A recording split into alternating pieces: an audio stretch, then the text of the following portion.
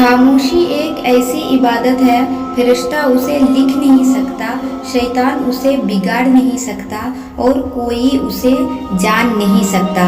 तकलीफ में सब्र से काम लो, क्योंकि सोने को आग से आजमाया जाता है और मोमिन को तकलीफ से।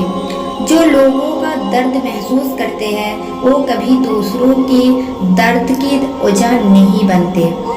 मुझे उन आंधियों पर बहुत तरस आता है जिन्हें अपनी गलती नजर नहीं आती। जब दीवार में दरारें पड़ती है तो दीवार टूट जाती है, और जब दिल में दरारें पड़ती है तो दीवार बन जाती है।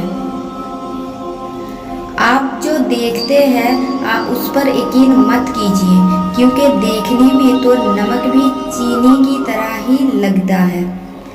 दिल को बड़ा रखो, दिमाग को ठंडा रखो, आवाज़ को मीठी रखो, फिर कोई नाराज़ हो तो कहना। इंसान की आधी खूबसूरती उसके ज़बान में छुपी हुई है।